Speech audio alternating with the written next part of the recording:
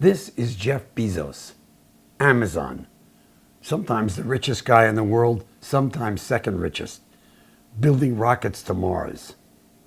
I'm David Hoffman. I'm an independent documentary filmmaker, and I got to work with Jeff Bezos. That's the story I'm going to tell you. So it's back in the 1990s, Silicon Valley. I had come to Silicon Valley to help startups and big corporations kind of communicate their values, communicate their soul.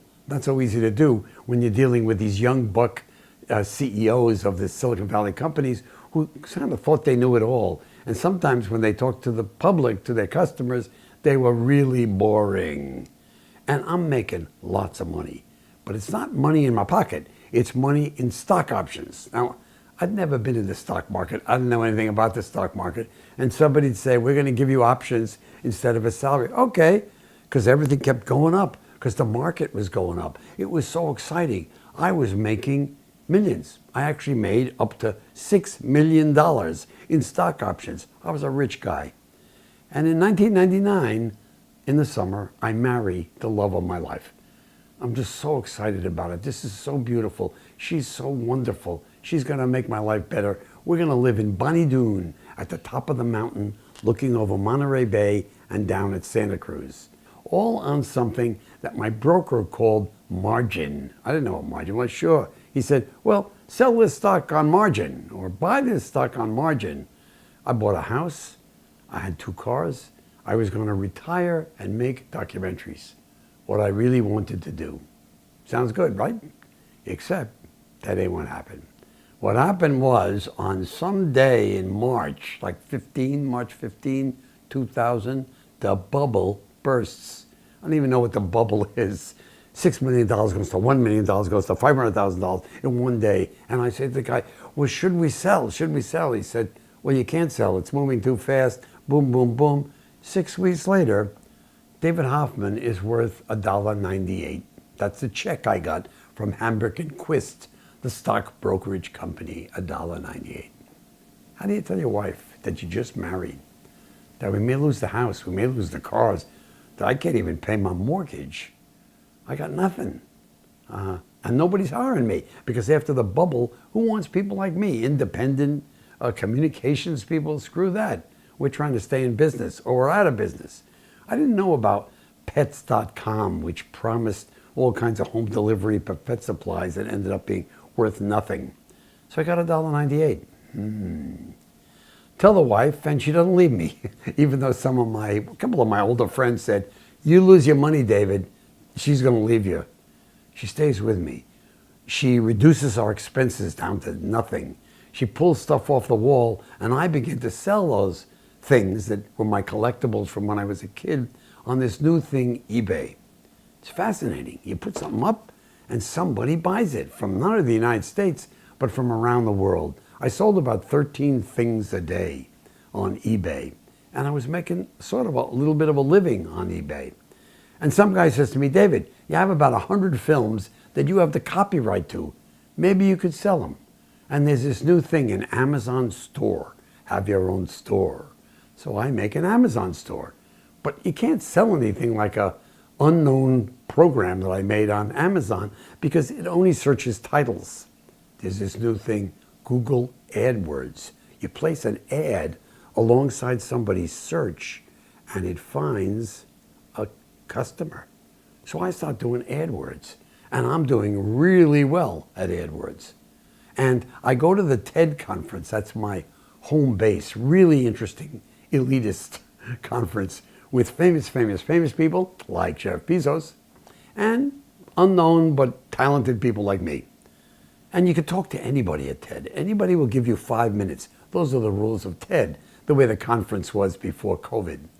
So I approached Jeff Bezos and I tell him, hey Jeff, I love your Amazon store when I'm selling my movies on DVD, but I sell them on AdWords. He looks at me. Tell me more? I tell him more. He says, you know what? All I'm doing is competing with the top movies in DVD against Walmart. They're like $9.98, so I gotta be $9.97. I hate it. There's this thing called the long tail, he said, All the millions of programs that nobody's distributing, like your programs. I said, yeah. He said, I'd like to be in that business. So would you come to Seattle and tell my senior management what you think, what you're experiencing? Show us. I come for a 1-hour meeting. They're all there. I show what I'm doing. I show how I'm using AdWords to sell Amazon store. And at one point, I try a search on Amazon and a search on Google, and of course, Google wins. And Bezos looks at this, and he's laughing his head off with a very unique laugh. And he says, thank you, he said. Can you help me find the long tail? Can you talk to other independent filmmakers, and big and little, and get them to kind of sign up with Amazon? Because I'll make the system work. Sure enough, he hired me. I had a job. I was back in business again, working for Jeff Bezos to find channels like Discovery, make a relationship between Discovery, which I'd worked for, and Amazon, McNeil Lehrer NewsHour, those were the big guys, and independent filmmakers. And every time I had a success, I got a reward from Jeff. One time he says to me, I'd like you to do a proposal on something to do with what I knew about.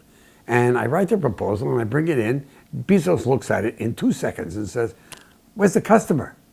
All I care about, David, is the customer. I don't care about anything else. Write this as though you are the customer. And I left having learned one of my lessons from Jeff Bezos, which is the customer, the customer, the customer, the customer. It's beyond a meme to him. It's the focus of everything, or it was when he was building Amazon. I saw him build a distribution system that seemed insane.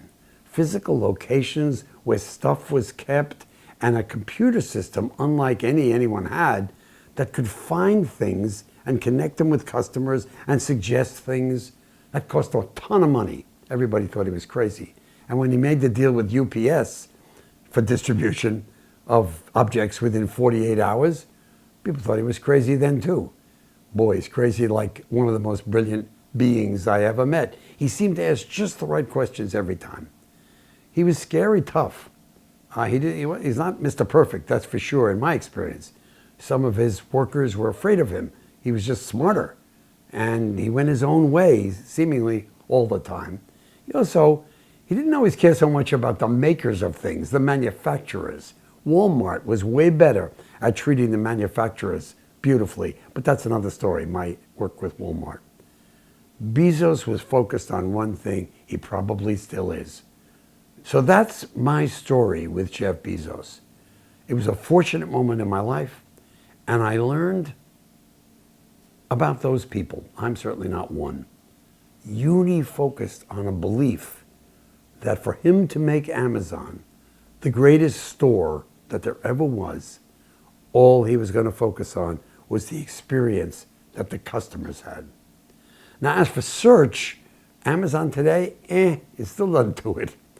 If I want to sell something, I got to find a way to reach people via, it used to be AdWords, now YouTube. That's the best search system I have ever experienced. Incredible. Jeff probably is never going to watch this video, but if he does, I want him to know that I really appreciated working with him. It's kind of a part of my legacy and my life. He helped me at a critical time to survive. I hope I helped Amazon to help every independent documentary filmmaker. And I also think he may be the smartest guy I ever met. Isn't that something? Thank you for hearing my story. David Hoffman, independent documentary filmmaker, then, now, always.